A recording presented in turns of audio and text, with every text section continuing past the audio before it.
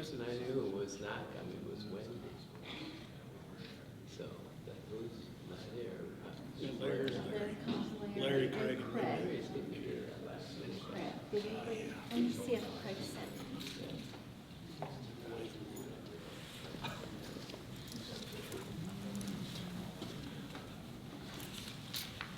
Hi, Larry. extra chair here. That's chair. Craig shows up. I didn't get a note that he wouldn't be here.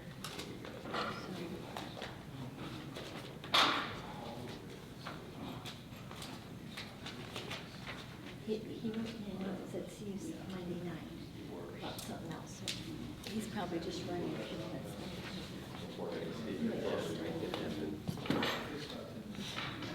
Is this for him?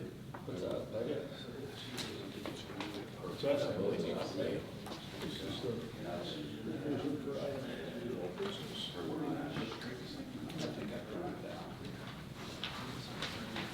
I don't think you got it. Is this a different one? Yeah. This is the revision after meeting with Robertson So this isn't the one I forwarded, on the electrical. Oh, I don't know. because I forwarded one of your sent me. I forwarded it about 3 You're the man that o'clock. spoke. So I lost it. Does it look okay? 10 o'clock this morning. Wait. I better ask him. Okay, so the recorder's on. Larry. Oh, is that right? Hi. It makes it 3 times harder because you have to go through each detail. Yeah. And then you got it now, you don't know what it's doing. Yeah. Who knows? Do you have extras? There was one, so this is the same one as in the packet. He'll have to tell you, I'm not sure. Mostly deletions. Well, there was, the one in the packet is from last month. Right. So, Larry, this is different than the one that's in the packet. It is, it's reduced. It's less. Is this? Based on Taylor's comments at our meeting, we met finally today. So, Is this the one the mayor just sent me about 2 this afternoon? yeah. So it's the one that I forwarded. Oh, you did? But that's okay, now they have the paper. Okay, let's call the meeting to order. This is the Bella Vista City Council work session, March 18, 2024. First item of business is review of the minutes from February 26. They're fairly lengthy. I don't know if anybody had any comments today, or you can read them over before next week. Next item, I'd like to go out of order a little bit and do item L, which is amending the 2024 city budget to reappropriate unspent donation revenue to various departments from 2023. Kim Hall, our finance director.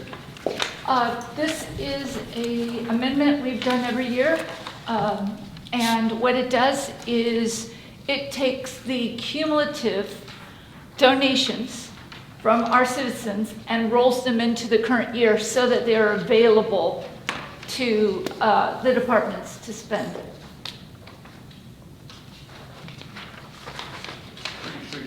So this is the donations they didn't already spend from prior years. Any questions? No, these are from, How much we talking about? Well, it's about $187,000 total between all the departments. 187,000. Yeah, there's an 848, attachment under item L, yeah, which gives the details. So, We have generous citizens, but I do notice we do not have a fund for the finance department yet. Still looking for that one. Nobody's donating to finance or IT or courts. So, I mean, it's really impressive. It is really You know, and impressive. so do these come in, I'm just curious, are they small donations across a lot of people? Most of them are relatively small. We had a relatively large donation to the library, $30,000 one year and $15,000 another year. We've had a couple of large donations to the police department. We had a pretty big donation for a dog a couple of years ago, a new dog. But in general, they're relatively small donations that just accumulate. So like the fire might want to do something later. I know they had planned something and then we decided to do the remodel, so they decided to put that on hold and then use their donations once the remodel's done. And the fire department ambulance, 60, just to say 62.5. That's really impressive. Of course, if they come in and save your life, you probably are going to be apt to like. Just saying. Yeah. A lot of it does have to do with service. Yeah, people get service and they're impressed by the quality. Yeah, well, my late neighbor, I mean, she was terrific. They had to come a couple times. I know she made a contribution to the fire department. Chief Sims, I mean, he knows her personally. There he is right there. Neighbor Joe, Schweitzer, yeah. Very generous. Wow. Okay, thank you, Kim. Thank you. Thank you for being flexible. You're welcome. Okay, let's go back to the start of the old business. Ordinance A, amending the Code of Ordinances of the City of Bella Vista to adopt a new Article 10 outdoor lighting to Chapter 109 zoning to provide for outdoor lighting regulations for new commercial developments and for other purposes. And this is on second reading. Taylor, did you want to say anything about it? I don't have anything to add. Larry, or Councilman Wilms and I met this afternoon to discuss his proposed amendment, and I believe you all have a copy of the outcome of that. But other than that, staff has no changes or anything further to add. Well, when you say there's, he passed out a new amendment after your meeting, so does that mean you feel okay about the new amendment, or? I do have one portion, the 109-3 definitions that we were talking about that I would like to confer further with our staff attorney on. But we met at 1 o'clock, so there wasn't much time to meet between now and then. But regarding definitions, staff would prefer any zoning definitions to be placed in the zoning definition section, which is up to 109-3. And so I don't know the technical requirements of state statutes versus our local ordinance on amending another section of code that we didn't advertise about or have a public hearing on. So that's the conversation I wanted to have with the staff attorney. To clarify, the question is that in the code, in 109, all of the definitions are in one section, which is 109.3. And so putting definitions in this part is not appropriate, which is what I was suggesting, because I didn't realize that all of them were someplace else. So, Yeah. And so this was not, the definitions here are ones that I think are ones that are not included in our current definition list that would be helpful to clarify. So they would not show up here, but would show up in 109.3 if we were to add them. And the question is, can we do that? Because it's a change from what the public hearing by the planning commission. The council has the legislative authority. I mean, the planning commission had to have a public hearing. They made a recommendation to you. You have the legislative authority, and so the answer to your question is yes. You probably, if you need to make a change to another part to effectuate this, such as put definitions over in another place, I think you probably could do that. I mean, I need to add, I haven't gone over this. I'm seeing, for example, I mean, at the bottom of the first page where you're talking about definitions, there's some question marks. I guess that's what you're getting at in terms of where to add it. That's why that's there. Correct. Well, that'll have to be sorted out as where the appropriate place is to include that. One of the issues I recall from our prior meeting is that, at least I think from Ms. Robertson, that we had the definition of some terms that we don't use Is that still in there? We took out the extraneous ones, and these were the only ones that seemed to have merit. So the question was, if they weren't in our current definition list, the suggestion was to add these. So we still need to verify whether they're in there or not in there. So I want to be sure to go over this in detail because I'm just seeing this, but I just, one thing I do just see, just glancing at it, understand you've got an exemption for lighting of flags, which is understandable, but it says that the light source shall have a beam spread no greater than necessary to illuminate the flag, and shall be shielded so the light source, lamp and reflector, is not excessively visible at normal viewing angles.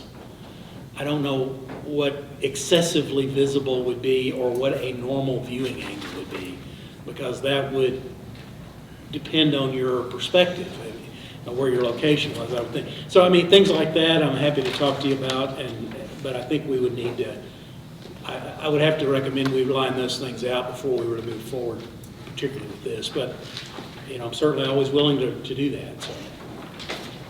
Well, we've reduced and taken out the items that were definitely redundant, conflicting, were not appropriate to be here. So I think we're down to something that's pretty close to final. Subject to the review. I did notice in that earlier session, that planning commission session, Freeze and Nichols spoke, and it was quite clear they were planning. I think it's a good idea to do something about lighting now, but it was quite clear they were planning to do something on lighting, perhaps more comprehensive than what we were talking about. So I almost view this as kind of a placeholder until next year. Gets our foot through the door. Yeah. It was interesting on Craig referenced Gordon Hollow Road and the new storage facility that they put in there.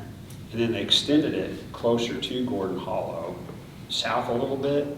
And I don't know, I just don't generally drive that direction after dark. Not because I don't drive after dark. We just typically, I guess, done going out by then. But I mean, this lighting ordinance, I think, is pretty necessary. Actually, when you drive that Gordon Hollow, and of course this would affect other areas as well, like out 279 as you approach Hiwassee. Yeah. And that was horrible out there. I feel bad for the people that live out there. It's so bright, it's ridiculous. But you go and then you drive Gordon Hollow and you drive up like you're going to Walmart, bam, and those lights are right in your eyes. I mean, they blind you. I mean, Yeah. they really do. They're way over the top. I know what they're trying to do. They're trying to prevent theft, break-in and so on, and I get that. But it's really not safe because it literally blinds you. You can't see going up to the left and up that curve. Yeah. Okay, I guess we can move on then. The next one is ordinance requiring candidates for election to the municipal office of the city of Bella Vista. In addition to the requirement of state law to file campaign contribution and expenditure reports with the Bella Vista city clerk, sufficient time for voters to make use of such information prior to the beginning of early voting and for other purposes. And this is also on second reading, like the prior ordinance was. Do you have any? No, I mean, I don't really have anything to add. We talked about it last week, extensively, last month, I'm sorry, extensively. We know where we are on it. I did address one thing, Mayor, that you brought up, and that was the efficiency of maybe the city clerk being able to distribute these files as she would receive them. And if they, first of all, probably some of them will come in electronically, right, already. And if they do come in paper, our copy machine at City Hall has the ability to run them through and create PDF files, and then email them straight to Wanda so she would be able to have them electronically, able to distribute them that way. So I don't see it as being a big, time issue. But I just wanted you to know, I did follow up just to check. I was sure that printer did that, but I wanted to Yeah, make sure it did. yeah, I appreciate that. Yeah. Yeah, I had expressed to Doug that I was concerned about, and, you know, I viewed this as kind of somebody else's responsibility, not ours. I understand a lot of people seem to be talking like they're for it because it's for transparency and everybody likes transparency. I was just concerned about adding more workload onto the clerk, and you could say, oh, that doesn't seem like much, but you know, the last time we had a mayoral election, there's 14 people running. And I think there's gonna continue to be a lot of people running, and so now you're getting filings in from 14 people, and you have to keep track of them and give people, and who knows how many people will ask for copies, it's impossible to tell. But, you know, if you go to the county clerk's office, they give people copies, but there's a bunch of people in there, there's 6 or 8 people, and they're all geared up for it. All you know? for the election operation. Yeah, so, anyway, that was just a thought I had, that I was concerned about continually loading new things onto the city clerk. Not that it would be expected at this point, but I just want to let you know I have looked, and the AG has not yet rendered any sort of opinion on this. Not that we would have expected at this point, but I just want to let you know that we've not seen any opinion come from that office. And I believe, Wanda, you did send the things out. Oh, yes, they Percent went to the other- on Thursday afternoon, after After the meeting, they were yeah. signed and stamped. So, So that was to, what, the governor, the legislature, the municipal league? right, our 3 people, Dotson, Duke, Look at McElendon, mhm, Yeah. and then the governor. Governor Marquez. Mhm, One might need to go Marquez. to Austin McCallum as well, because he It has. did. Yeah, Oh, it McCallum- did, McCallum okay, was in okay. Yeah, yeah, he has, he's in my, Right. I know he's in my district. The way they have the districts cut up now, it's hard to keep track of who's where. Well, we have 3 different Yeah. representatives, you know, so. So, any other comments about that? Okay, next one is a new business, an ordinance amending section 107, 380 land alteration requirements of chapter 107 subdivisions and other developments of the code of ordinance of the city of Bella Vista to modify driveway grade requirements and for other purposes. This, you know, has to do with the driveway grades, and we've been having some challenges with that. You know, the last planning commission meeting, they came up with a recommendation, which is to liberalize the degrees a little bit and to have it applied to the first 20 feet of the driveway. The theory being it has to do with getting vehicles off the road, particularly for the street department when they're plowing snow and things like that. But it doesn't cover the end of the driveway, which was a challenge. And I believe, Taylor, I don't know if you want to say anything about it, I believe that so that's what the planning commission sent us, and I believe our planning department is not endorsing that, is that correct? There is no recommendation with this one, it's strictly from planning commission. The staff recommended ordinances were discussed at the work session, and then based off the discussion held at the work session, the planning commission made this recommendation to you all. So, you know, I think most of the city council was at that planning meeting because we had the. Oh, the work session, yeah. Yeah, or at the work session, you know, having the conversation on this. And, you know, it went a lot of different directions, right? And it ended somewhere. Yeah. At the end of the day. I just say, at the end of the day, it's kind of, this is where this landed. And I think, I had a conversation with Doug today, and I know Chris, I didn't have a conversation with Chris, but I know they've had continuing conversations, because, you know, after you walk away and you have a chance to sleep on it and think about it, there might be a couple of things we might need to think about, we might need to add or alter a little bit, and I know this is just the first reading, right?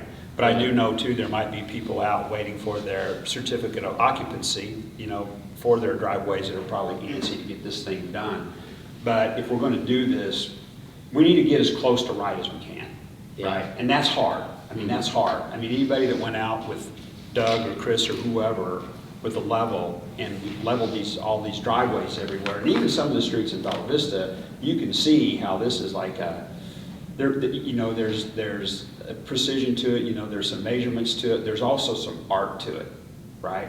And art is the hardest thing to capture in this, and it's hard to do that in an ordinance. So you don't want to get yourself too cornered, where you back yourself in a corner where you can't get out, you don't have any wiggle room, but you can't leave it so loose as that you can't interpret it where it's going to be effective.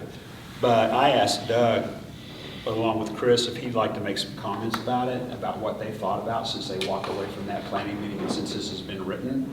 And again, they've had a chance to sleep on it. So, Doug, you want to speak to it? Sure. Chris and I have had several conversations, and I think we're good with the ordinance, maybe pending adding the last 20 feet. Is that what you think? That way you don't have the first 20 feet that are, relatively flat, and then something dives off and you're unable to get a car in the garage. So depending on how you all feel about that, Chris and I are both on the same page with adding that.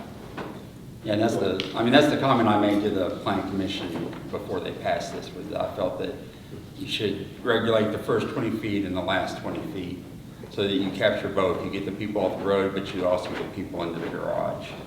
And I think that actually, when, 85% of the driveways I see, as they go through my desk, they're all less than 40 feet. So most of them, you'd be regulating the entire thing, but that would allow you to do the late lots that have like 90, 100-foot drives, and you can get them off the road and get them into the garage. They have a landing area at the bottom and get off the road. But what happens in between is, I'm not sure if the city should be regulating that or not. Why should we care about somebody other than the first 20 feet? Because that's what Dan was big on. Why should we care what somebody's driveway looks like if he can get his car off the street? He knew when he built the house, he knew when he got with his builder what he was going to have, and he still decided to go forward. And like I said, Dan's biggest thing is getting the car off the street for emergency vehicles. So why do we care anything other than 20 feet? Whether the guy can get the car in the garage or not. It's his house, he bought it, he planned it, he knew he had a funky driveway. Why are we messing with it? Are you talking directly to me? I'm talking to us. Okay, because you're looking at me. Well, yeah, but you're there and I got the bright sun and I get this, I won't see anybody. I would like to address that. The reason this whole thing was started was because of Constant Circle, and there was a house that you literally couldn't get your car in the garage. So oddly enough, the planning commission worked on it, ended up with something that completely ignored the reason we could just repeal it and have no law. They completely ignored. So really there's two problems. The planning commission has identified one of, hey, it'd be nice if you could get off the street. But the reason we passed this in the first place was the other one where you couldn't get in the garage. And I actually asked Doug Tapp to go out and measure that driveway that caused all the trouble on Constant Circle this last week, and it was 40%. And the builder submitted it at 26%, either one of which is way higher than what we're talking about now. Well, that isn't, just for what it's worth, so that one raised the question, right? Because that's the most recent one. Yeah. But I took Doug by one that it's been there ever since I've been here. It's over on Harborough Lane, whatever it is. Yeah. There's one right down there. It's just almost exactly like that one. You No. can't get in the garage. So those are not that's not the only one. There are others as well. Yeah. But I was asking Doug, the setbacks from the streets, right? So you said they're varying setbacks, right? There's 10 feet, there's 15 feet, there's 20 feet. It depends on the subdivision, even depends on the lots whenever everything was platted, right? So is 17 feet on a 10-foot setback, is it more of an issue, 20 feet on a 10-foot setback than it is 17 feet on a 20-foot setback or a 30-foot setback? Or not? I'm sorry, I'm not following your question. Say it Well, again. the setbacks. These connect to the street, so it's from the edge of the Well, pavement. the issue you have is Rather the than roads in Bella Vista were not always constructed in the middle of the right of way. So some lots, there's a big gap between the edge of the pavement and the actual right of way. And some, the actual pavement is paved onto the lot. So, I mean, it varies that much. So, I'm not sure if that's the question you're asking, but I mean, so that it's not a routine that it's 7 feet from the edge of the pavement to the right of way. That's not consistent in this town. Right. They constructed the roadway for convenience at the time. If you got a hill on one And you side. pay a lot of attention to what was platted. Right. They And didn't culverts place the in road in wrong the center of the places, right yeah. of way. So, How it was done back then. And all the varying topography has made it, when people started finishing houses and going out and measuring all the different topography in Bella Vista, you know, it's hard to make a rule that Yeah. works everywhere. I'm sorry, but one of the challenges that I think you definitely need to address, and it could be a legal concern, is when we addressed this issue back a couple of years ago when it first came up, you adopted a requirement that had a grade percentage, but it is unclear as to how it is measured or from where it is measured. And so I think that has created an issue. Also, the fact that grade can change over distance. I'm not an engineer, but if it undulates and some of it's less and some of it's more, is it average? Is that what was intended or not? Those questions have come up, and so at a minimum, we really have got to fix that. But I think, obviously, I think you all want to do more than that even, but we really do need to address that for clarity. I think this amendment does do that.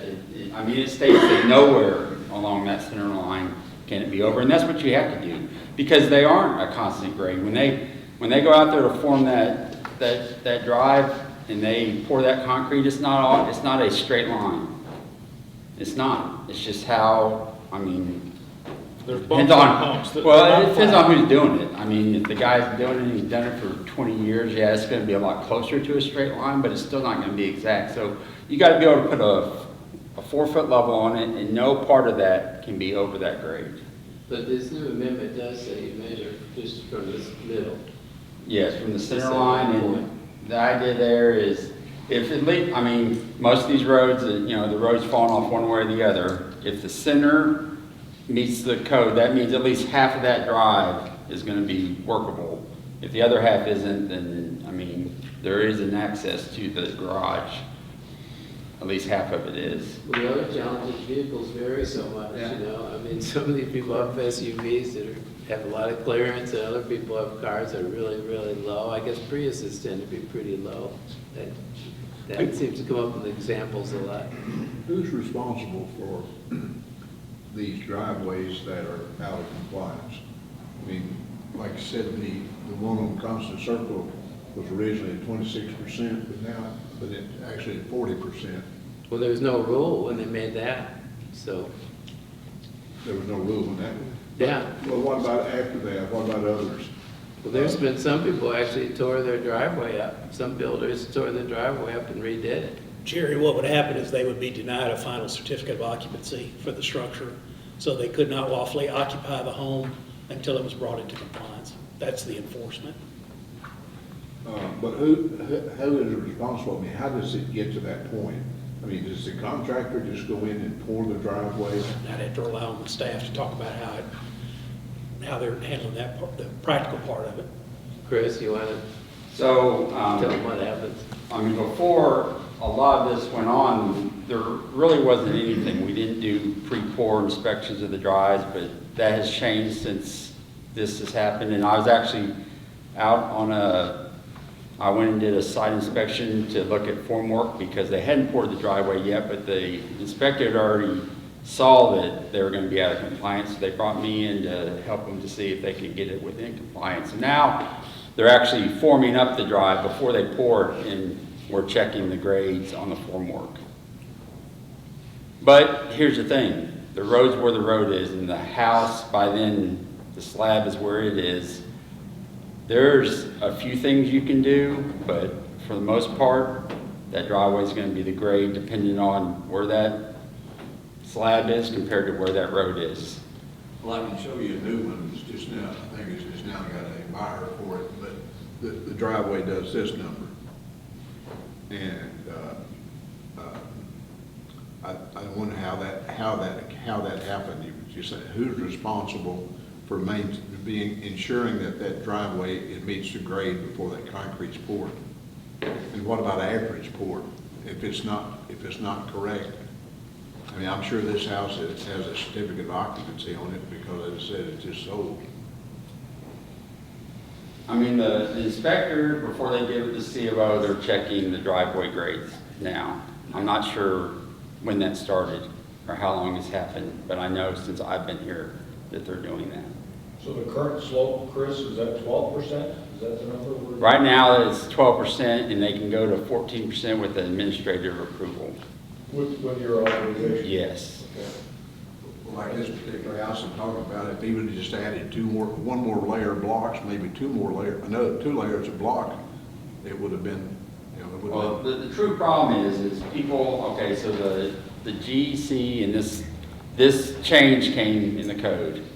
And so people knew that they had to show that drive was 12 or less than 14%. And they got that permit, and then they just went and built what they always build. And they didn't even look at that. And so that's all these houses that are getting finished now, because now they're like, oh, we gotta get this drive in. Catching that when they go and do an intermediate, when they inspect the foundation, that it's not. It's hard, it's difficult to do, because one, when they're checking the block work, that drive isn't graded out. So you'd have to actually look and see, and I've asked them, I mean, I've had these conversations with them, just look at the GC and see the difference between the road and the slab. If it shows on the plan to be 4 feet, and you go out there and look at it, and it looks like it's 6 feet, then you just have that conversation with that builder. Does it looks like your finished floor is not what you got approved?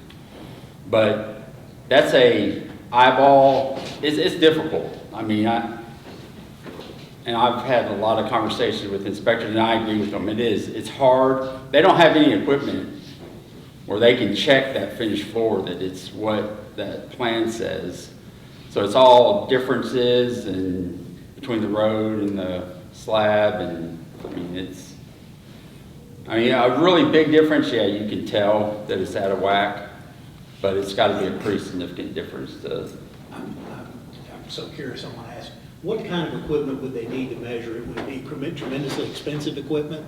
They'd have, well, they'd Would have they to, have to have well, survey not only quality would they have to have the equipment? equipment, they'd have to be trained on it. They'd have to have survey equipment. They'd have to have something with It's more than just a tool. GPS rated instrument that they could actually take that or, I mean, you could make every home builder get a certificate of occupancy or elevation certificate on every slab that's poured, but I think you might get some pushback. Have you considered setting slab grades or first floor grades or garage floor grades as a part of your approval process? Oh, they're showing me they're showing on their GEC the finished floor that they're proposing for the garage, and sometimes that's different than the house, but they're showing that on their plan. So we can calculate literally based on the distance and the change in grade from the Which is from what the they road showed, yes. edge of road, if that's your parameter, to where the garage is, we can determine what that grade is calculation-wise preliminarily.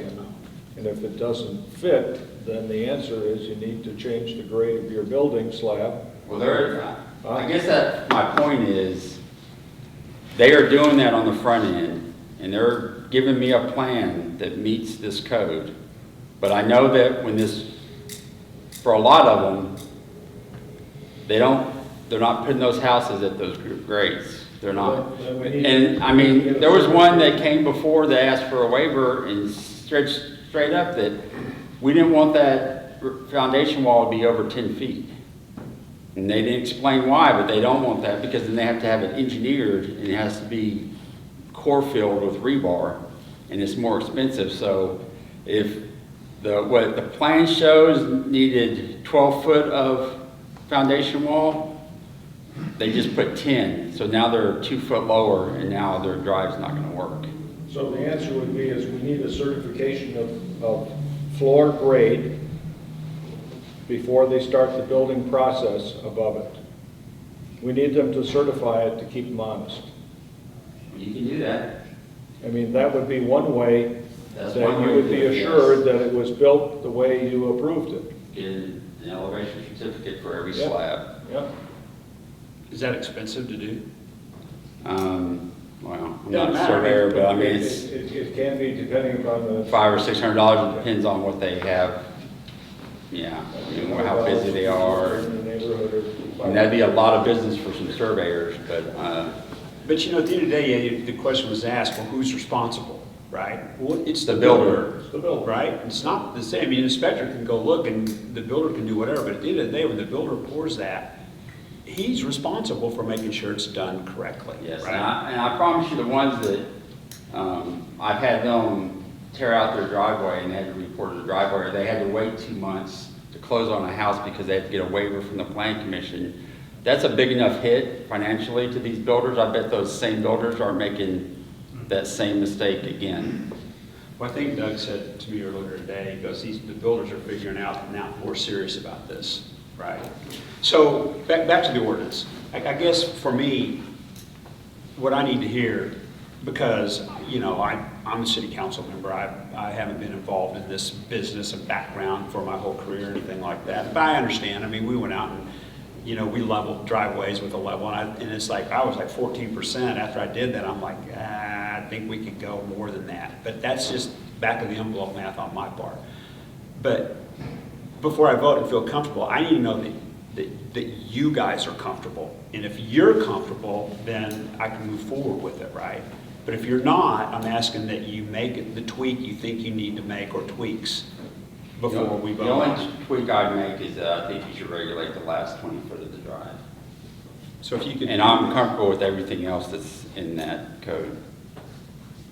So what's in there is 14 feet, and you can go up to 17 if it's downhill. Percentage. Yeah, That's percentage, yeah. And going uphill, it's 14%, you can go up to 20%. And the reason for that is the difference of what the work that's required to raise something that's going downhill, add a layer of block or do something like that's one thing. But on a uphill section, to lower that lot and remove all that, I mean, it's a lot more to do. So that's why we felt like we should give them more leeway going up. And I think Fayetteville isn't Fayetteville 14%? Fayetteville's 14. How critical is it to vote and pass this like this next Monday? Can we do one more reading and give you guys a chance, or can you make the tweak by next Monday? Well, pending, I mean, this is not going to apply to existing projects. I mean, the rule that's in place now applies to existing projects. But we could make it retroactive if we No, wanted to. well, that goes No, back to, Can't do that. Yeah. Even when you're making it easier? if you're making it easier, well, Yeah. you're changing it. I guess it depends on Yeah. whether it truly would be easier, but would it be easier in all cases? Yeah, it would have to be easier. in every case. Situation you'd have is that if you have a building that the floor slab is in already, and they put it in at a grade that's different and creates a problem, you can't adjust that, even if it doesn't turn out right.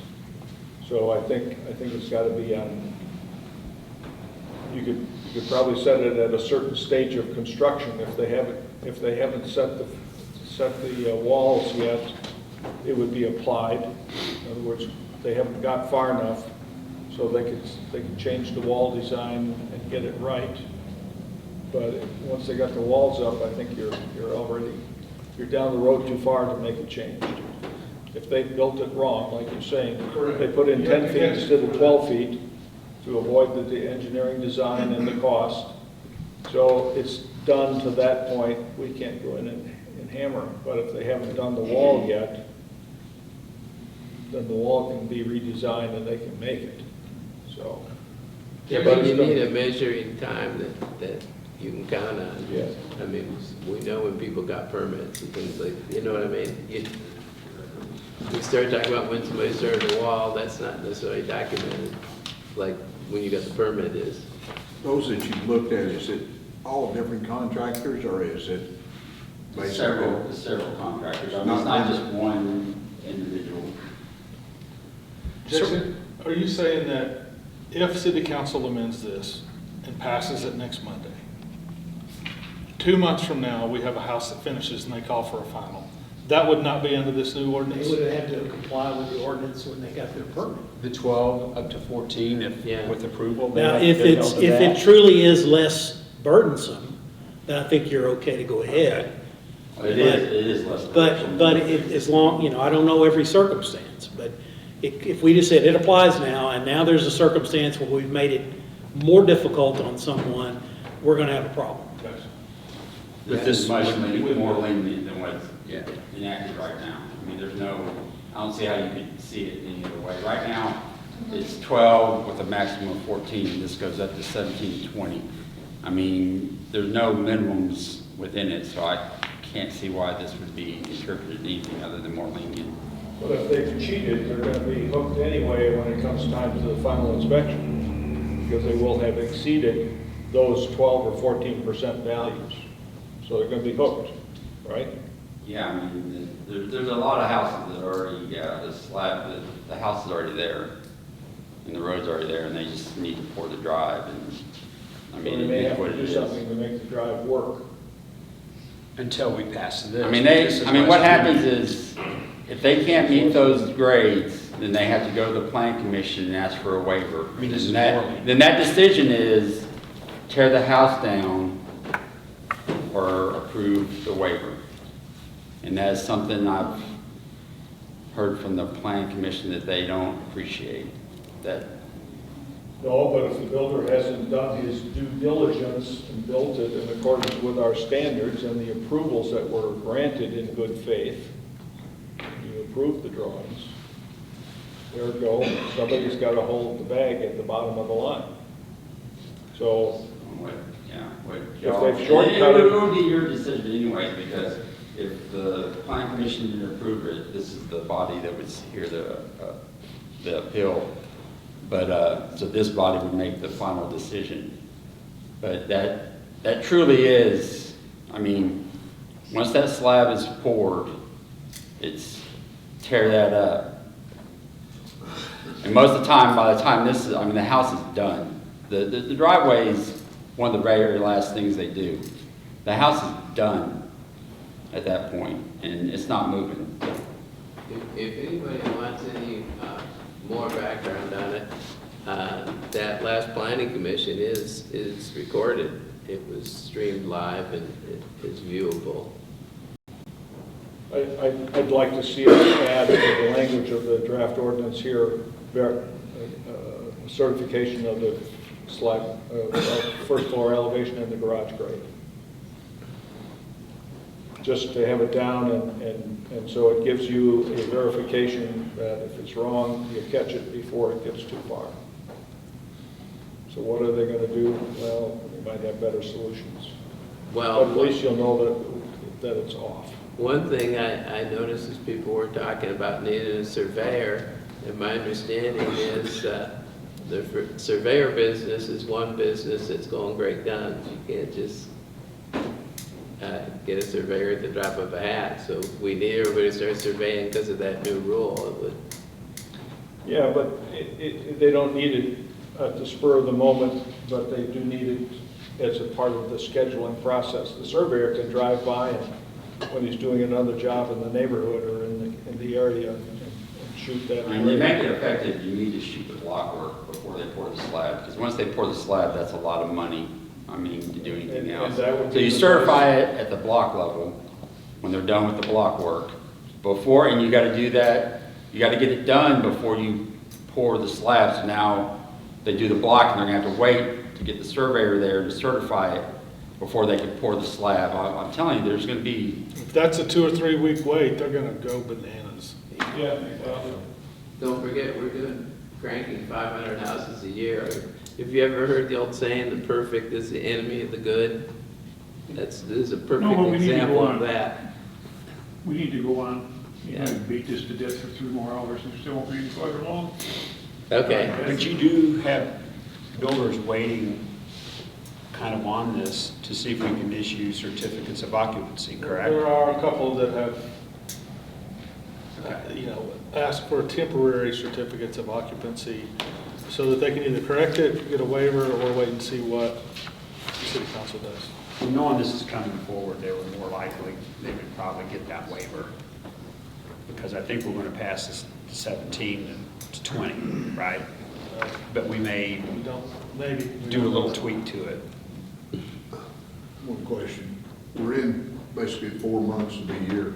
Any indication as to what the building permit number is going to be this year? It's on track for what we did last year. I have 109 GECs to review as of right this second. That was 154 4 weeks ago. so yeah, they got off to a fast start this year. Okay, B, resolution awarding bid and authorizing the mayor and city clerk to enter into a contract with Superior Automotive Group, total amount of $53,742 for the purchase of one Chevrolet Tahoe special service vehicle for use by the fire department. Chief Sim, you want to say something? I think you've got several in a row here. You what? You've got several items in a I row. do, yeah, I'm like in the next 3, I think. Yeah. Yeah. This is actually a vehicle for our new deputy chief we put in service this year at the beginning of the year that was approved in the budget. And he'll also free up, by adding this other vehicle right here, will free up the class vehicle he's driving right now. We'll have people going back and forth to class in. So that's kind of basically what this vehicle is for. And they said it was in the capital budget. It is, it's in the capital budget. So it was approved. Okay, I'll move along then. C is a resolution awarding bid and authorizing the mayor and city clerk to enter into a contract with Tatum Motor Company of Anderson, Missouri, in the total amount of $47,950 for the purchase of one Mahindra 6065 cab tractor with loader for use by the fire department. This will be used at the fire training facility with its opening going on to help get burning supplies to the training tower from the storage building. They'll help us with getting the burnt debris out of the tower from the second level and the first level into the dumpster. We can take care of that. It will also help us with during snow events when the street department can't help us out, then we'll be able to clear our own aprons with the use of that tractor. So it's going to be a multi-use product. So do you have a snowplow included with this? It's got a bucket and all kinds of stuff on it. So I think there's a listing of what's on there. Okay. So we'll be able to use that for that services as well. Budget? And it's in the budget. Yeah. It's in the capital budget. Okay, D is awarding bid and authorizing the mayor and city clerk to enter into a contract with FTG Limited in the amount of $58,980 for mowing and landscaping services for city facilities. And the reason why the fire department's kind of in charge of this is because we have the most mowing that needs to be done in the city. I do want to make one correction, is I think on the information I sent to the council, it said that ALP was over 126,000. That was incorrect. We thought that was 30 weeks or per week, amount per week, which added up to 127,000, 126,000, somewhere around there. It was actually bi-weekly, but they were still higher on the bid. It was $63,300 for the second bid we got for those services. Okay. We met with Aaron Webb is his name, that owns this company, and we met with him this afternoon at 1 o'clock and asked him to make sure that he had the services that would be available for the city to do what the city needs done. And he assured us that he has everything in place to make it work. Yeah, because this would be a new vendor for us, wouldn't Yes, it? that's correct. Yeah. So this is a good number then? Yes, last year we paid, the budget was 46,000, 47,000, somewhere around there, so this is well within. We've added this building, and then we've added your training facility, so we've added more areas. So there are more areas here, and our training fire training facility, there's a large area out there as well, so. Yep. And that's about to go on, like I said, out for 63.3, so that's 4,500. Okay. Thank you. Next one's Resolution E, awarding bid and authorizing the mayor and city clerk to enter a contract with Process Heating Company, Inc. of Seattle, Washington, in the amount of $61,371 for the purchase of one slip-in asphalt hot box for use by the street department. Yes, we're asking the city council to approve the purchase of a slip-in asphalt hot box for use by our department for our hot mix street repairs. We did put this out for competitive bidding, and we sent the documents to 3 separate companies. We came back with 2 bids that met the specs, and our low bidder was Process Heating Company out of Seattle, Washington, and they were our low bidder by $29,000. Wow. So this is a specialty item, and we did have to cast a pretty big net to just get those 2 bids in there. This is within our City Council approved 2024 capital budget to purchase this for use by our department. It will be our second slip-in asphalt hot box. Right now, we currently have one of similar size, style, manufacturer. Same. And for the amount of streets that we repair in the city during that hot mix season, it would definitely benefit us where we could accomplish more in a shorter time frame. So this would be new rather than a replacement? Correct. Yeah. We would be able to run 2 hot asphalt crews at the same time. Yeah. This is not available through the contract or through the No, sir. specialty. Probably so specialized. So it says with a new twist, what does that mean? With a new twist. Yeah, it's on the photo of the hot box. That was, I thought it maybe did something a little bit different than what on this photo. It says low density automatic electric asphalt patcher with a new twist. I'm just curious, I thought maybe it does something a little bit different than what we already have, something a little bit better. The specs are written, It might be because they got this smaller one now, but we would be going after the PK40, which is the exact same measurements and size of the one we have That's what we now. already have, okay. And that allows us to go pick up 5 tons, and I have a crew that'll go out and they'll prep multiple streets the day before, and then I can have 2 crews coming behind them, getting those patched, and basically those boxes allow me to go pick up that mix, 5 up to 5.5 tons, and hold that at the temperature needed for paving for an extended period of time. So it allows us to mobilize and keep moving without having to order just what we need for this patch, do it, go back, get more. It gives us more freedom to move around and move from street to street with the load So of. when we patch, I don't think I've actually seen it working before. Do we scrape down to the I'm gonna call it subgrade, I don't know what it is, and literally lay in new asphalt that gets, like it's a street that we're putting in? Yeah, we will cut them out and we'll dig out the no good subgrade. A lot of it's that red clay stuff that pooches up, and then, they chip sealed over it and it just sponges out. So we'll actually dig it down to whatever depth it presents it needs to be, and structurally rebuild that with base. Might start with a B stone and then go to a base, and then cap it with an appropriate thickness of asphalt.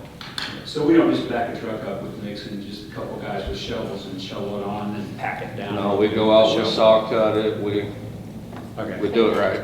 All right, because you hear different things in the community about how the streets are patched and stuff, right? If it's a quick pothole repair, that's of a temporary nature, yeah, we'll come out there and we'll fill in that pothole with plans to come back and cut it out, but pothole filling is a little different. That's more of a temporary thing, where you might see them just back up, throw some in, and move on. Where do you get your asphalt from? We've got 3 plants here locally that we can get from on any given day. Sharps Quarry, which is down out of Springdale off Wagon Wheel. Garrett X has the old Deco plant out in Vaughn. And then Emery Sapp runs a plant at Benton County Stone inside, It's between Gravette and Sulphur Springs. yeah, Sulphur Springs. And depending on which plant's mixing for the day, what type they're mixing, you know, it plays on how much we can get done today, and having the second box greatly increases those odds because of travel time. If we gotta go down to Wagon Wheel to get it, it's taking that much more time out of our day. So do you use a traditional regular mix, or do you use a super big? No, through the hot box, we run a surface mix.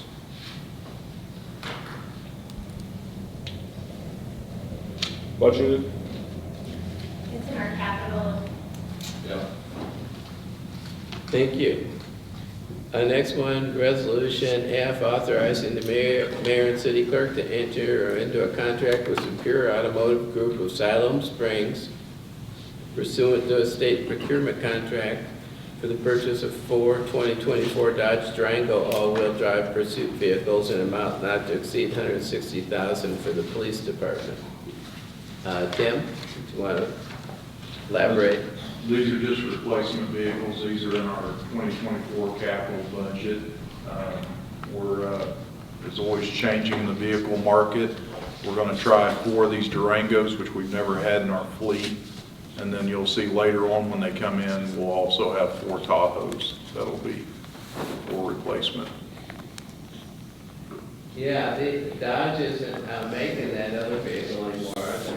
The Charger, no, they moved away from the Charger. So we've had to change our platform again. Yeah. So these are all replacement because the other cars are, what, at 110,000 or miles? Yeah, 120,000 is what we try to push all our vehicles for, but generally what we'll do is we'll take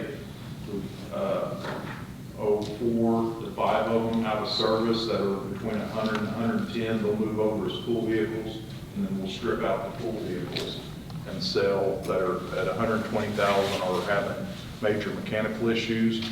And we've hit a stretch here lately where for some reason the Dodge V8s are we're having a lot of lifter failures inside the motors.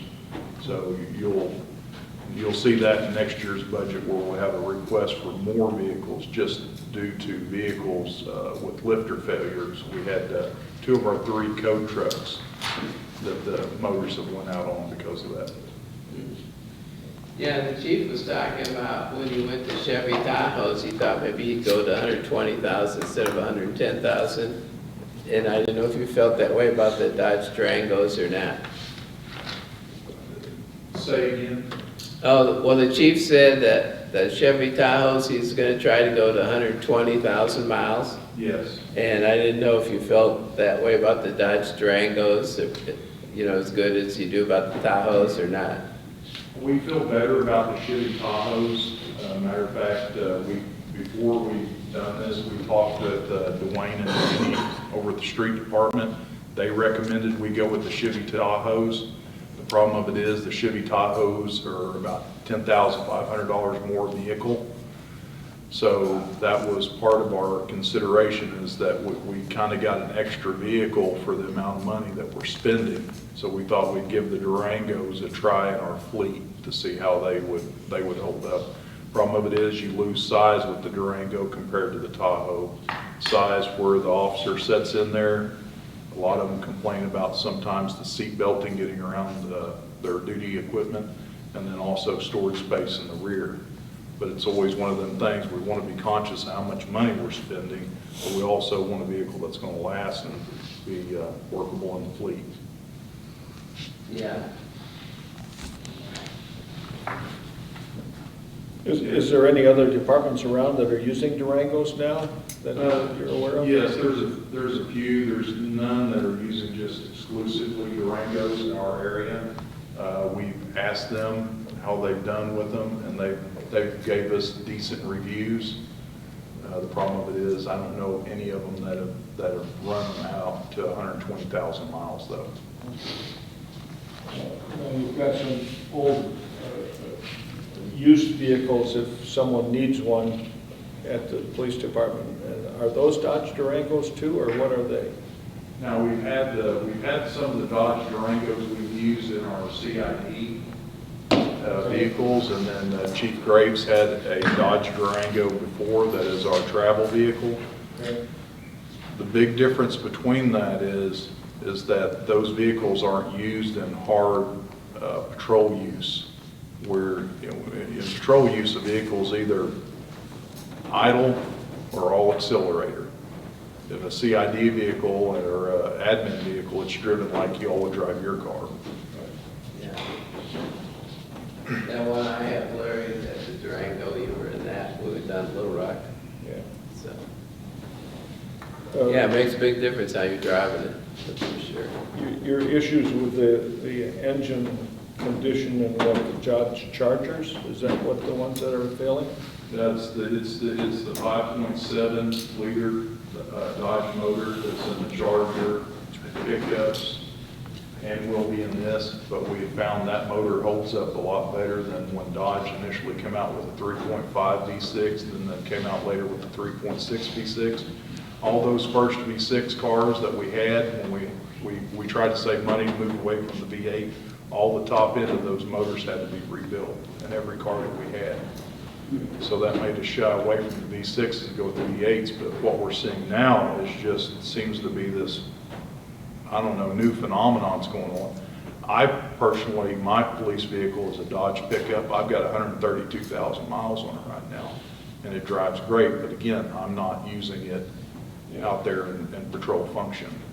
Are other departments having similar issues with those? We have heard of some of that, and with Dwayne, and then we also use the shop down here on 279. They said they have seen this happening too, with the lifters failing in those motors. So, I noticed it says state procurement contract, I haven't seen those words in a while.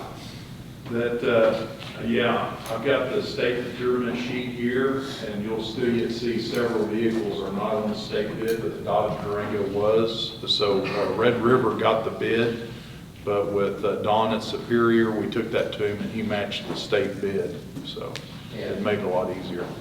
Oh, yeah, good. Thanks. Okay, G is authorizing the mayor and city clerk to enter into a contract with Stronghold Data pursuant to an Omnia Partners Co-op purchase agreement in an amount not to exceed $89,000 for the purchase of IT infrastructure for the police department with associated services. John Mokel?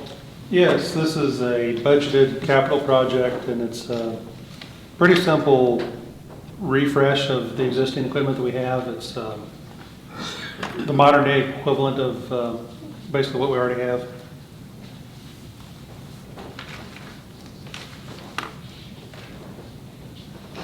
So is this what the dispatching group uses, or? Yeah, the dispatch software, police records, well, basically anything the police department does runs on this hardware, yeah.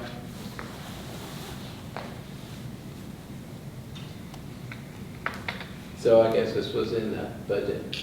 Yes, it is a budgeted capital project. Yeah. So we're not leasing anything here, we're actually buying this. Mm-hmm. Yeah, I recommend that typically with a server, because a lot of times you have third-party professionals involved in setting up a server. So I would hate to have to go through that every 3 years, just because the lease is up, and it's a lot of data to move around and stuff like that. So we like to maximize and, try and get 5 years at least out of the hardware. Yeah, it makes more sense for laptops, for PCs, or things like that. Yeah. Okay. Okay, next one is H, authorizing the mayor and city clerk to enter into a contract with Turnkey Mobile through a NASPO co-op purchasing agreement in the total amount of $84,722 for the purchase of 23 mobile computers, tough books. Yes, this is also a budgeted capital project. These will be going to the police officers. A A lot of them have tough books that have been used for 5 years now, and it's very similar to what Captain Cook was talking about, the patrol car. You know, they get used a lot harder than a typical office laptop because they're in and out of the car, in and out of the weather, and things like that. So this is just a hardware refresh in the modern day equivalent of what they have. Is this another one where you change them out every few years? Or? We typically try and recommend 5 years on them. I mean, Yes. So what do you do with the old ones? Usually we'll recycle them because most of the time they're pretty worn out after an officer's had them for 5 years. So Yeah, it doesn't take long anymore on yeah, technology to be, yeah, I get it. But not worth trying to lease or anything like that. I don't think so. I mean, we could consider a lease, you know, in the future, but Okay. it's hard to say, you know, with interest rates going up and things. So Okay, thank you, John. thank you. Appreciate it. Okay, next one's a resolution authorizing the mayor and the city clerk to enter into an agreement with Raymond James and Associates to serve as a municipal financial advisor to the city. And this was an agreement that we had with them previously. And so it's really supposed to be an ongoing agreement. It lapsed for a little while. But this is that Cheryl Schluterman with Raymond James. And she did our 1% bond. We've been happy with their work. And so this it was questionable whether we needed city council to approve this because it's not necessarily for more than 35 grand. But Jason and I thought it'd be smarter to go ahead and have you approve it. Because if we go to do an actual transaction, you'd be approving that also. So, you know, she gives us, right now she's giving us advice about bonds, a private placement bond versus a public bond versus a 5-year Amendment 78.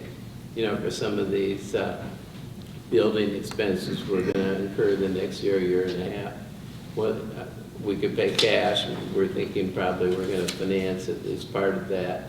And you know, just seeing the different options that are available. We're looking at things like a franchise fee bond that doesn't need taxpayer approval.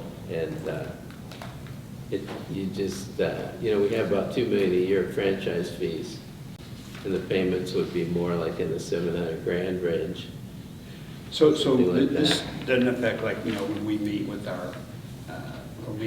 between Kim, yourself, and me, and the cash that we have and reinvesting in bonds, that's separate from this right here? Yeah. They're Yeah, this has to do with borrowing, Yeah. and whether you do bonds or a 5-year Amendment 78 loan, that kind of thing. Yeah, okay.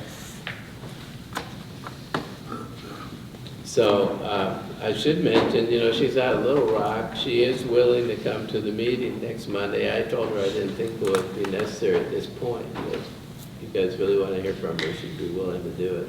Yes, we used her before, it should be okay. Yeah. So. Well, it's not like we don't know the individual, we've dealt with it before, so. Yeah. Okay, next one's a resolution approving the mayor's appointment of Barbara K. Pelton to the Bella Vista Arts Council to fill an unexpired term ending April 22, 2024, resulting from the resignation of J.B. Portillo. That's because she couldn't be on the planning commission and this both legally. So that's why but her term's almost up, so we set this up so she'd finish that term and then have an additional term until 2027. And there's only 3 people on that Arts Council. I don't know if you had a resume attached to you. I didn't have a resume on mine. I'll be bringing you that for next week. We've got a little information about her. She has a very great background for it. She's been on art councils and things like that in other places. So. To the Arts Council, they do a phenomenal job. Yeah. Blowing me away. They don't work at it full time, they have to. Yeah. So, yeah, it's all volunteer, really. So, Yeah. yeah. Okay, next one's a resolution approving the mayor's appointments of Tim Hall and James Schlanke to the Vista Board of Construction Appeals. And Tim is, some of you may know him, he's on Billy Swimmer. renewal term. And James Schlanke, his resume was on there. And James is a pretty good tennis player. I can vouch for him. He hits harder than anybody else in Bella Vista. But it looked like he had a really good background for Board of Construction. L, resolution amending. We did that. Oh, yeah, we did, L, thank you. M, expressing the opinion of the city council, a nonpartisan body, that citizens should be highly vigilant regarding the influence of partisan and special interest group campaign contributions during Bella Vista nonpartisan municipal elections. Doug, did you want to say anything about this? I think it's a new one. Well, it's not really new, it's basically the same thing. It just changed some of the wording up front that said, you know, we are a nonpartisan elected body, and we should operate as such. And that's why I think we should be highly vigilant, you know, toward being influenced from outside sources. You know, Bella Vista doesn't say that a person running for public office in Bella Vista cannot accept funds from any individual, any PAC, any special interest group, or whatever it may be. You can still do that if you so choose to do so, but you know, I said be highly vigilant in who you accept those funds from. You know, be careful. I mean, but if you're apt to do so, that's up to you. Any questions about that or comments? Get any reaction from the resolution we sent down to the league? Wasn't it the league last time? Did you get a response back from them? I didn't see a response. Haven't heard anything. So the cloud of smoke didn't go up in the air? Well, I wouldn't say that. It just takes a while Yeah. for people to get to things. You know, I'm certainly not making a statement that anyone that would run, you know, would do anything nefarious. I mean, you know, that's not where this is going. It is interesting, though, in the broader perspective of politics today. Even on the way over here, I heard it on the news. Integrity in elections and influence peddling. I heard both of those things on the radio, and that people are concerned about that, right? And that we should be vigilant. So I don't know what this resolution, it basically kind of goes like in line with what we hear in the bigger perspective. So. And concerns that are expressed out in the news media, et cetera. Yeah. So, speaking of elections, I would like to once again thank the citizens for passing the police pension half mil. So, it was pleasing to see that. Next week. Yeah. Okay, discussion items, litter awareness. You know, Tim Pashar came and spoke to council about litter awareness. We have decided to go ahead with that entire program pretty much as he outlined. Plus, I have to give a shout out to Cassie Lapp. We had some, we were contacted by Bella Vista Litter Patrol.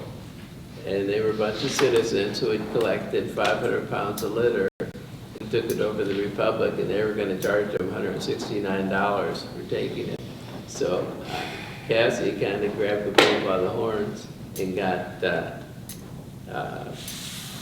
hooked up with the Republic, and we now have a program where we can have that litter without having to pay anything. And also, I was unaware our street committee is involved with citizens in picking up litter at times and taking it over there for them. I don't know if you want to elaborate on how that takes place. We just asked for kind of a coordinated effort. You know, they decide to go out and do it, and they let us know when and where and parameters, and all they got to do is bring it out to the road edge, and we'll schedule pickup, and we're allowed to take stuff over there and just let Republic know, hey, this was, you know, roadside cleanup or whatnot, and they don't charge the city for it. So, yeah, kind of a combined effort there to get it taken care of. So Cassie's gonna improve the communication, so when people have litter, they'll call them up and say, here, and here's where it is, and so they know where to, you know, communicate, know where to pick it up and whatnot, so. So I think we're gonna really, you know, make some headway in the whole litter situation. There's a lot of citizens that are interested in it, and that's encouraging. Next one is Bella Vista Youth Council. We have definitely decided to go ahead with the Youth Council, and our city clerk has done a great job, Wanda, getting that started, and we've decided that council member Craig Hansel has agreed to head it up for the first year. And Wendy Hughes also is interested in helping out with it. And, you know, there's an attachment there, but we have a whole schedule outlined for the first year, what would take place. We kind of wanted to get it going right now so we could advertise to the students while school's still in session, you know, and get some people together to start in September, so. Mayor, this is going to be a mayor's advisory council. Is that how you're Yeah. viewing that? So we're not going to, based on conversations we've had, you could have created an official city board and really put a lot more restrictions and problems on, I think, what you're trying to do right now. But the mayor has the authority to have a group of advisors, just of citizens, to sort of like an ad hoc committee of citizens on an issue.